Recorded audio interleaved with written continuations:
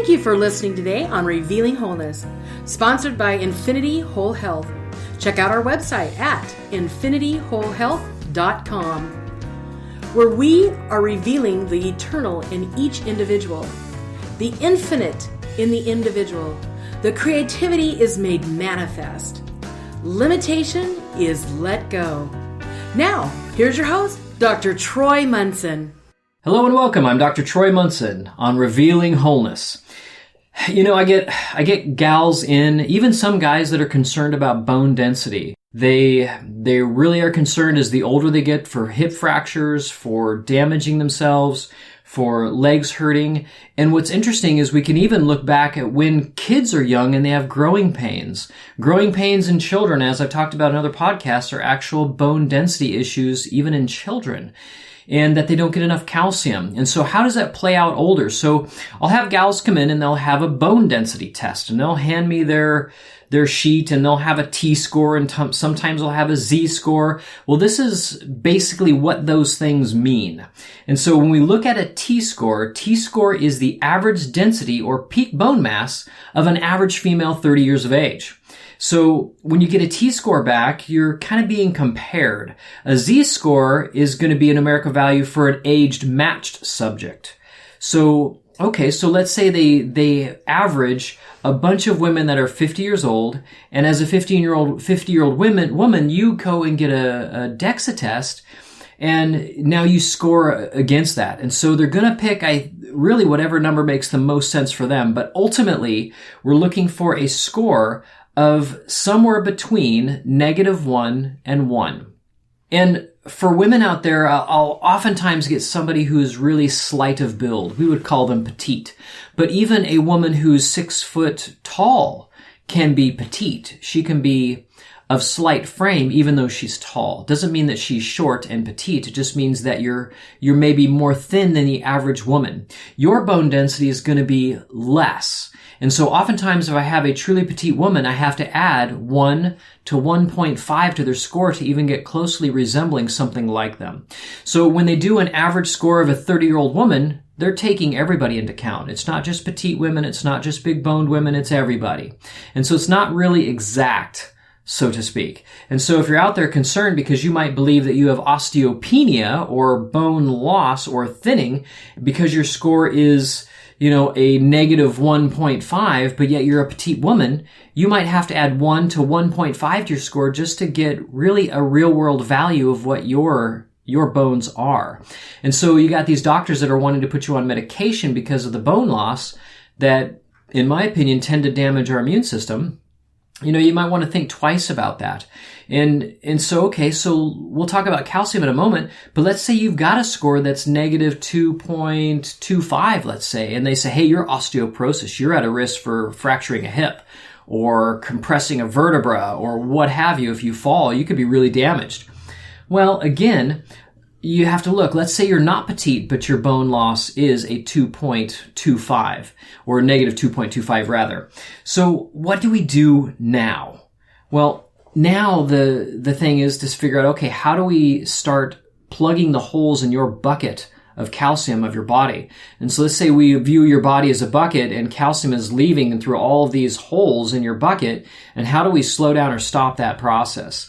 Now, obviously the doctor is going to say, hey, you got to take this drug and now you got to take calcium. Well, I'm not so big on those options either, because what I keep reading on these drugs is that they hope that they affect the osteoclasts in the bone themselves and stop having that bone destruction going on and liberating calcium. We have to ask the question, why are you pushing calcium out of your bones into your blood? What is your body wanting that calcium in your blood for? Well, calcium wants to be pulled into the blood when there's not obvious enough calcium because you're eating too many grains and you're constantly leaching calcium out of your system. Maybe you have a low-grade infection that's been going on for a long time. And I see clients that are in their 40s, 50s, 60s, and they've been having infections forever. And we'll start quizzing them, and their first major infection that they didn't seem to ever really recover from was in their teens sometimes. And so they've got this chronic infection that's been in their body forever, and they're constantly bleeding out calcium, so to speak. So we don't just want to run to the store for Tums, because Tums technically is calcium carbonate, which is limestone. And it's not well absorbed, it's not well utilized in the body, and it really disrupts digestion quite a little bit. So we want to go after good sources of calcium. And if you do raw dairy and you seem to handle raw dairy, good for you, do it. Because raw milk, raw cream, raw cheese, all that works wonders for calcium absorption, because that's bioavailable calcium. It's not been heated or destroyed in that pasteurization process, so go for it. And if we're trying to slow down, we want to start doing way less sugar. So if we want to slow down that calcium loss, we want to really start protecting your body in terms of how many carbs you eat, how much sugar you're putting in, and really protecting processes or enhancing immune system if you are one that you are considering yourself maybe possibly having a long-term chronic infection. Now, most doctors will run a CBC test, which is a complete blood count. And in there, they'll look at white blood cells, but they have this massive range for white blood cells that they consider quote unquote normal. And I believe the range is like 4.5, 4.6. Sometimes I see them a little bit less than 4.5, all the way up to 10.5.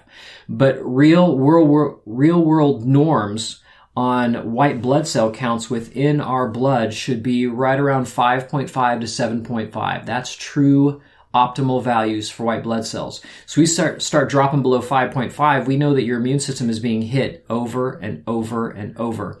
And I've seen them as low as 1.8 where they have major infection, and now the medical profession is actually up in arms too over this client.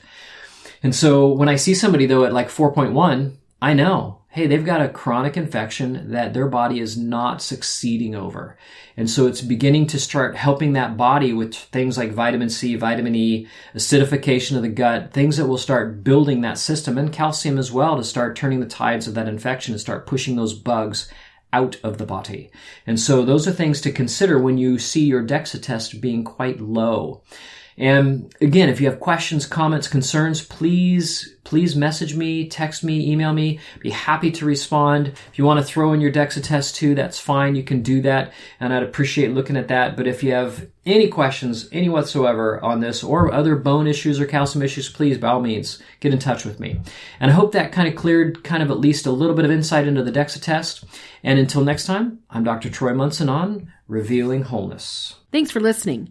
If you have any questions or comments, you can reach Dr. Munson at 360-893-8586 or email him at chiroman@dr.com. That's chiroman@dr.com. Check out our current workshop schedule on Facebook at Infinity Whole Health.